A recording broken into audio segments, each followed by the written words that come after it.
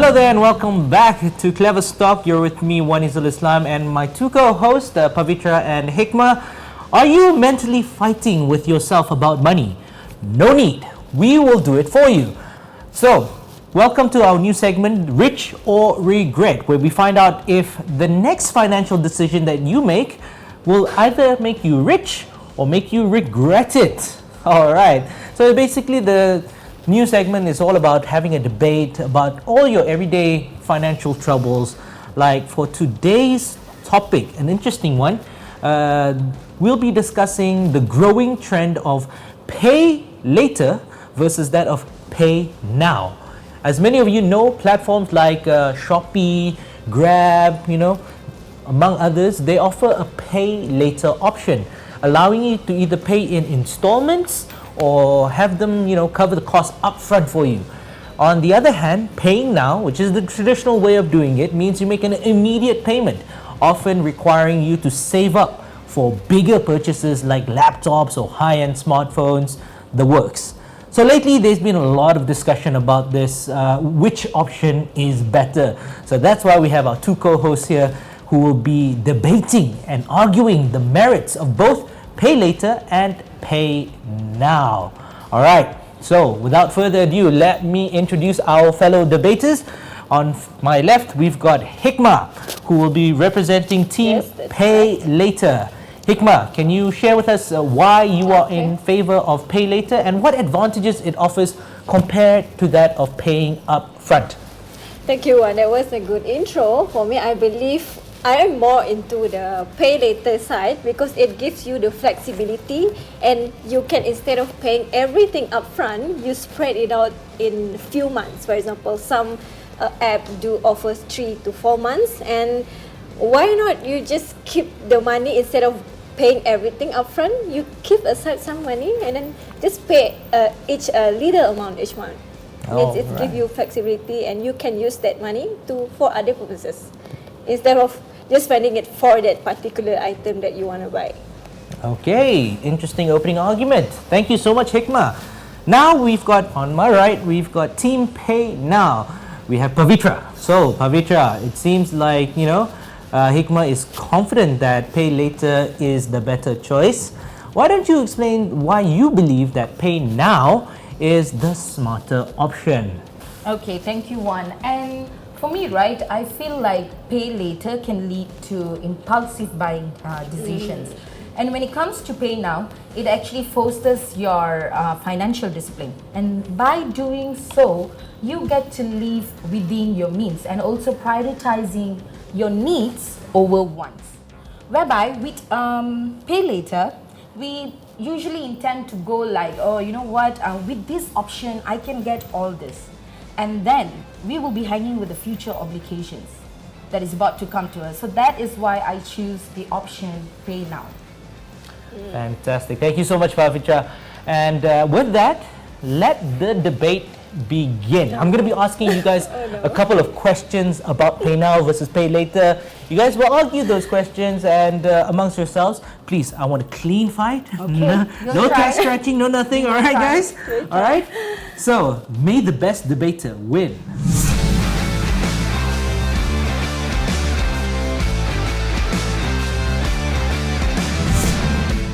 All right, guys, now we're back with the debate for rich or regret.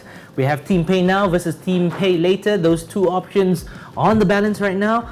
So the first question that I'll be putting up for them to debate about is, which model promotes better financial discipline among younger generations? Pay now or pay later? So who's going to take the first approach to this? Okay, I think I'll go first because we know for each pay later option, they do have deadline, right? Where you need to do your payment before certain deadline that they give. And you're not just doing pay later, just like they come with term and regulation. And if you happen to not adhere, there will be consequences, right? So by using pay later, actually you are kind of trying to make yourself more disciplined in terms of adhere to the payment deadline. Like you What do if they perform. don't adhere to it? that is where they will face the consequences or they will get the penalty. So with this penalty actually will motivate you, will keep you on track with your spending and also pay on time payment. Okay, so if you don't pay, you get penalized. Yeah. If you do pay, then good for you. What about you, Pavitra? Who do you think is more financially disciplined among, especially the younger generation, when it comes to pay now or pay later? Who do you think?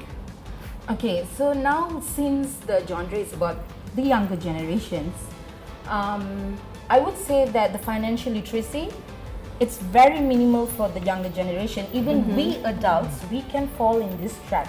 I've been on this trap. I'm saying based on my experience, okay? So now when we're speaking about this younger generation, I would say that pay now is a better option. Okay, for example, the parents give them allowance. That would be sufficient maybe for their assignments or their food expenses and whatever not. And now if they sign up themselves for pay later options, yes, it's going to be, it would be easy for them to have it now, but then the future obligations would be critical. But what if they don't have enough to pay it? And I think in terms of pay later, right, it's provide you an upfront cost, like they cover the upfront cost for you, and they also give you a credits there, meaning using this you're actually training yourself how to use credit, how to have a good credit score through adhering to each payment. And if you fail to do so, of course it's going to be bad on your record. So it's gonna good way of training yourself to become disciplined, because in future more financial obligations are coming. You might want to have loan, bigger type of loans. So using pay later, because they have a limit amount. So sometimes it is like they give you starting 1,000, and once you pay off everything, then they will maximize the credit for you. So that way they're already training you. So there's a little bit of financial literacy involved there, whereby they are training you in a way lah. You say financial literacy is one of the things that are very important, especially for the younger generation, but apparently pay later helps you with that. Any other point that you want to bring up with regards to paying now and financial discipline? Okay, so like what Hikmat told us just now, that it actually puts us in a practice of financial discipline, whereby paying now, we don't have to go through that pathway, about practicing ourselves and whatever not. You just pay it and you have it. You don't have to worry about anything else that hanging around or hovering around us. Yeah, so for me, I feel like paying now is a safer option. Safer option. Yes. The safety of not having to pay any penalties. Yes. Okay. Okay, so Due now to deferred payments. Yeah. That's good. Okay, so now we're going to be moving on to our next question that I'm going to put up for our debaters. Can paying now help consumers build credit faster, or does paying later, if managed responsibly, also support healthy credit growth? So you guys did mention about this in your previous point about financial literacy and healthy credit growth. So what can you argue with regards to this? A continuation from the first point that you guys made just now. Can I go first? Go ahead. Okay, so obviously paying now, it does not help with the accumulation of credit growth, but it helps with maintaining a positive financial profile, which will come handy later on when we are applying loans such as houses, cars, and etc. like that. So you're basically starting blank lah. Yes, and you'll have a clean profile. A clean profile. And for me, I feel like with pay later, if we fall in this trap of late payments and all that, for example, a Tommy, it can fall under CITOS. CITOS, is that right? Yeah. CITOS, right? Yes. Yeah. So we can avoid all this and just pay now. Okay, Hikmah, what do you have to say to that? Okay. Because you do get penalized. Yeah. We get penalties with pay later, and those penalties do affect your credit score in the future. In terms of how fast it will help the credit grow, I'm not quite sure, but I do believe it's a long-term kind of the way you are spending. Okay, once you already you're already used to pay later, that will be your kind of the way you spend. And in future, if it also depends on how much you spend. So the more you spend, and the more the good, if you are a good paymaster, so it will help enhance your credit scoring because the timing and date and everything. That's what I think. But that if we are like a good paymaster, Yeah, right? yeah. So what are the consequences if we are not? That is a good The question. pay now options don't face it. I guess we know who wins that round. Okay, fantastic. I think on the level we've got very good arguments from both sides of the table right now. So we're going to move on to our next question, our second last question that I'm going to be putting up for the debaters is, how does widespread adoption of either pay now and pay later affect that of the overall economy? So now we're thinking about overall economy, not just the younger generation, but also that of, you know, the frequent shoppers, those from B40, M40, you know, those who require it.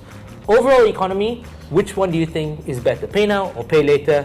Hikmah, go Okay, ahead. I'll go first. I believe that actually when you do pay later, you help the economy by increasing your consumer spending. Also spur the demand of each product and each market, for example. And if you have the access to that upfront credit, I mean, you can spend. I mean, you don't have to, you know, save up to spend for something that you want or something that you want to experiment to. And we have many new sector right now, like the retail, technology, and all that. And it gives you a consumer power. So when you're using pay later, and it will help the overall economy once you spend, meaning you are boosting the revenue of each industry. So. It also gives the option of those who cannot afford to be able to afford. Correct. Yeah. Yes. Okay, so on the other hand, pay now, obviously it fosters our economy stable because it promotes saving by paying now. And we can use that for future investment or even help sectors like real estate, tourism and stuffs like that. And I'm so sorry to say this, but maybe pay later can link to, with all these late payments and all that, right? I feel like the bankruptcy and the debts and all that in the country might rise. And then it also helped to create a new industry, I mean like good credit industry, you know, because right now there are more players are coming with pay later option. It was from Atomy first, right? But then now it's Shopee and Grab, and they're also venturing. I mean, it's going to create a new industry of credit that will control or monitor each of the consumer spending. Okay, but this is just an expansion of businesses, right? How about our consumer habits? The expansion of businesses coming to the table, but how we put it on the table, like what if we can't pay? That's what I meant. You know, like economy-wise, we won't have the rates of the bankruptcies and debts and all that. It would reduce if we choose the option of paying now, and we can use those savings for our future economy, like the real estate, tourism, agriculture, whatever not. That's what I mean, you know? Yeah, and I do believe sometimes we don't really spend that much, okay? These are something we just spend for electronics, something that is not it's not offered. It's like a very it's not something that we spend for everyday thing. Like you buy electronic, you use pay later. I mean, you spread it 4 months. You don't have to worry like saving that bulk of money. And then maybe you can use that money for other expenses like emergency. Put a cap on it, like maybe only 20% of the money you can save for pay later, and then use the next for paying for your credit. Okay, so that means you're telling me that the future payments are secure. Yes. You believe in that? I do believe in secure because right now BNPL it is regulated, it is controlled by Bank Negara, so no, it cannot not by them, but the future payments by yourself within your means. Yeah, I do believe because when it already becoming your lifestyle, you will tend to be more disciplined and you control yourself because you know the consequences. You know, because this is the regulated industry. Okay then. Let us move to our next and final question. That was almost going to hit up, but fine. It's okay. That's what we have to debate about. Professional debate. All right. So our next question. This is the final question. Before we sum things up, is paying now a more cost-effective choice, or can pay later systems offer a better deal if used wisely. We know that Pay Later, they've got all these vouchers, all these platforms got vouchers and everything, so it might be, you know, twinkling in the eyes. People will see it and will like, oh, I can pay later and I've also got vouchers. But then you've got the pay now option, whereby some pay now options also give you vouchers, or you pay the full amount now, you get a certain discount off, and then you get it on the spot. You know, you don't have to wait for delivery, you don't have to, you know, there's a lot of good and bad side for both options. So who's going to explain to me which option is better when it comes to better deals? Okay, I'll go first. Okay. Because credit, we know they are paying upfront for us, and sometimes deals promotion can happen any days, and you happen to need something that day. So, but you don't have the money with you, but you need something, and you need to buy it. Like, it will affect your life if you don't purchase it. So with the credit, you can use the money and go for the promotion and deals and save up from there. And it helps you to, it gives you a better deal. You know, you don't have to wait. You get a promotion with a discount price, and also save up money. So it by all using the depends payment. on timing Yeah, as time. well. It's a time-sensitive product. Okay. And I believe that the benefit apply the same for Pay Now as well. You know, the retailers, they still give incentive, they still give discounts and all that. But what we can save ourselves from is the hidden charges behind the curtains. The hidden charges, Do pray tell. Do pray tell. What hidden charges are you but like talking about? late payments, admin Yeah. fees because of deferred payments, whereby in Pay Now we don't have to worry about that. You can apply the discounts, you can apply the incentive, Pay Now, and take it back home. Then again, most of Pay Later doesn't come with interest. You know, it is zero interest. It only happen if you don't pay. Partially of them. Yeah, the penalty or this hidden charge only happen if you don't pay. But If there you're is good- still, but it's still A risk. instilled. Yeah, there's a Instead, risk, but usually We don't have that when it comes to Pay Now. It seems that both our debaters have made very, very solid points. So let's have a quick recap on, of course, both sides of the divide. We start with Hikmah, who's on Team Pay Later. She feels that the Pay Later model, when used responsibly, of course, can offer the younger generation valuable lessons in budgeting, managing their credit, and also financial planning. Paying later also can directly, you know, contribute to healthy credit growth if managed, of course, responsibly. And many buy now, pay later services, as well as credit cards and installment plans, they report that payment activity to your credit bureaus like CTOS, like you were mentioned. Pay later also options, they can fuel economic growth by increasing a consumer spending.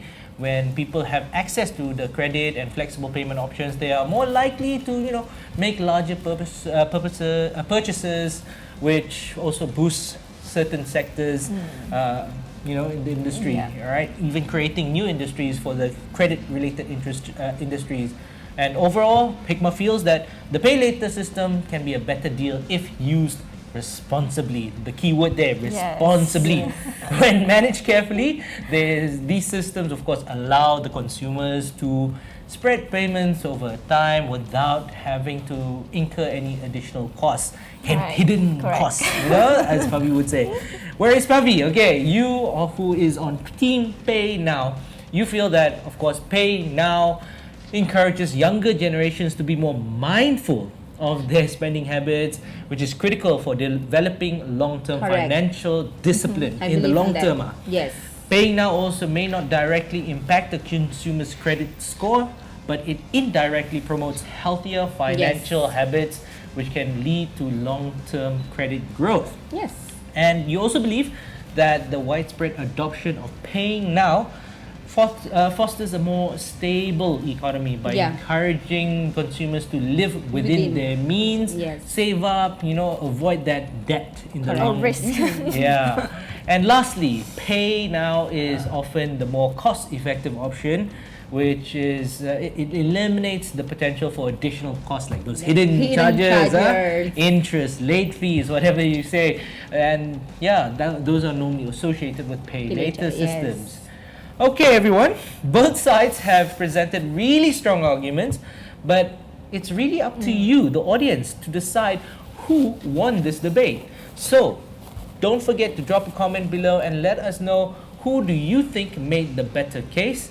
Be sure to follow us on cleverstock.my on our social media channels, and also don't forget to visit our website at www.cleverstock.live to catch our live sessions from Monday to Friday, where we cover everything from finance to market and trading. Thank you so much. I'm Wanizul Islam with our co-hosts Pavitra and Hikmah. We'll see you again at the next episode of Rich or Regret. Scan now and download Cleverstock, your trusted source for market insights.